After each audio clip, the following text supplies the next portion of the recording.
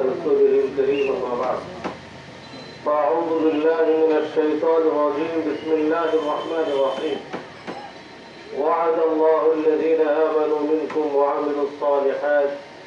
ليستخلفنهم في الأرض صدق الله العظيم ছাত্র জনতার অভ্যুত্থান পরবর্তী রাষ্ট্র সংস্কার পীর সাহেব চরমনায়ের ঘোষিত 7 দফা প্রস্তাবনা বাস্তবায়নে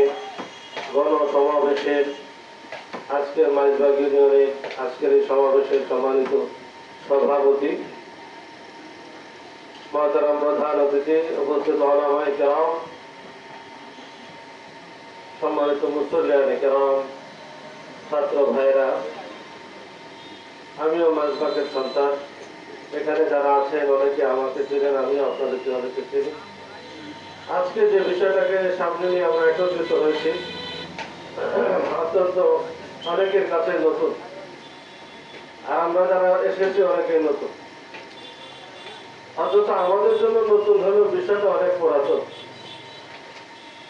আমাদের কাছে সেই আলোচনাটা অনেকদিন বন্ধ ছিল যে কারণে আমাদের কাছে নতুন মনে হয়েছে আজকের যে আলোচনা আজকের যে সমাবেশ রাষ্ট্র সংস্কারের যে ডাক চরমনায় পীর সাহেব দিয়েছেন এটা আমাদের নতুন কিছু না এটা রাসূলুল্লাহ সাল্লাল্লাহু আলাইহি ওয়াসাল্লাম নিজে করে গেছেন ঠিক কিনা বলেন নবী আলাইহিস সালাতু ওয়াস সালাম যেভাবে তাহাজ্জুদের নামাজে দাঁড়িয়ে দাঁড়িয়ে পাকে ফুলিয়েছেন অপরদিকে জিহাদের ময়দানে সিপাহ সালারের দায়িত্ব নবী পালন করেছেন ঠিক কিনা বলেন নবী আলাইহিস সালাম যেভাবে জামাতের ইমামতি করেছেন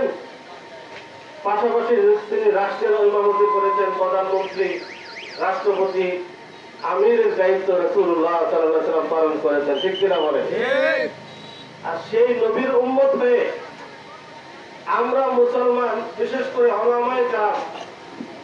আলেম ওলামারা যদি রাজনীতির কথা বলে এতদিন তো আপনারা দেখেছেন সরাসরি অ্যাটাক ঠিক কিনা বলেন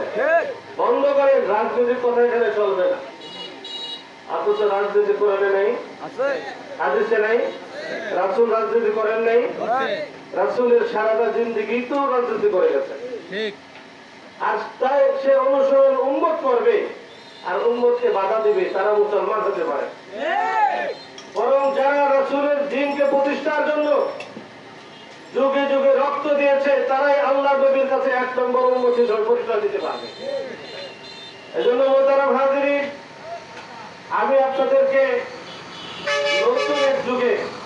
আমরা বহুত দেখেছি এখন আপনাদের সামনে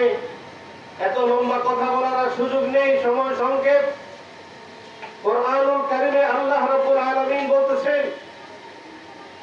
ওয়ামান লাম ইয়াহকুম বিমা আনজালাল্লাহ ফাউলাইকা হুমুল কাফিরুন ফাসিকুন বিভিন্ন আয়াত আসছে জমিনে যারা ইসলামের হুকুমতের জন্য মেহনত করবে না চেষ্টা করবে না ক্ষমতা থাকা সত্ত্বেও যারা ইসলামের আইন আল্লাহ পাকের বিধান আল্লাহর জমিনে প্রতিষ্ঠার জন্য প্রচেষ্টা করবে না নবী আল্লাহ পাক বলেন এরা হলো জালেম এজন্য সাধ্য অনুযায়ী নিজেকে আল্লাহর জমিনে আল্লাহর দ্বীন প্রতিষ্ঠা করার জন্য কোরআনের আইন বাস্তবায়ন করার জন্য চেষ্টা করে জালেম না হয়ে আলেমদের সাথে সঙ্গ দিয়ে ঈমান নিয়ে মরতে চাই কে হাত উঠা দেখান আল্লাহ তাআলা আমাদের সকলকে কবুল করেন কথা শেষ আমরা নতুন করে আবার পিছনের সব কিছু বলে ইসলামের আন্দোলন রাজনীতি ইসলাম প্রতিষ্ঠা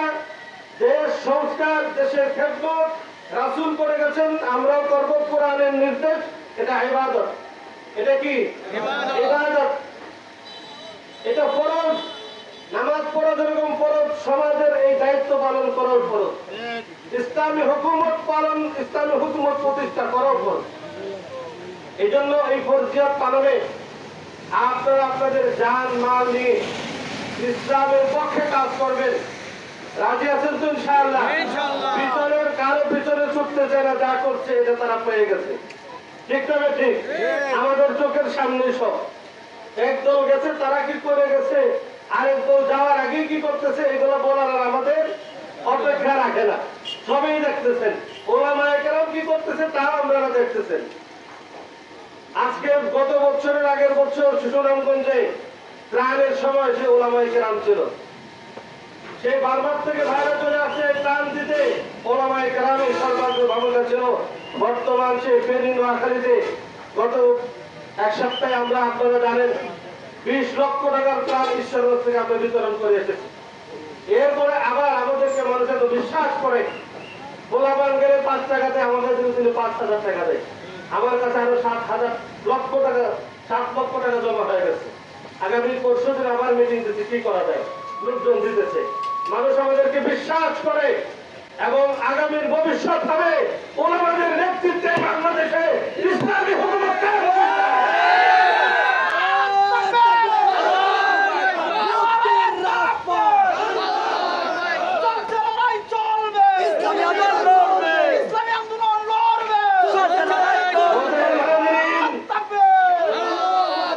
শেষ করতেছি, পিছনে তাকানোর কোনো অবকাশ নেই। ওলামায়ে কেরামের নেতৃত্বে সামনে আমাদের ঐক্যবদ্ধভাবে আজকের থেকে আমরা সকলে সদস্য হয়ে যাব এবং প্রত্যেকজন কর্মী হিসাবে আমাদের এলাকায় একটা মানুষ যেন ইসলামের দলের বাইরে কোনো দলের নাম না নিতে পারে। এই জন্য আমাদের মেহনত করে সবাইকে প্রস্তুত করতে হবে। যারা বিভিন্ন দলে কাজ করেছেন আপনাদের কাছে অনুরোধ থাকবে আপনারা তওবা করে ইমানদারের কাতারে আসে ইমান নিয়ে কবরে যাওয়ার জন্য ইসলামী দলে যোগ দিয়ে ভিতরে সব ভুলে যান। আল্লাহ পাক আপনাদেরকে দুনিয়াতেও সম্মানিত করবে, আখিরাতেও সম্মানিত করবে। আল্লাহ পাক তৌফিক দান করে।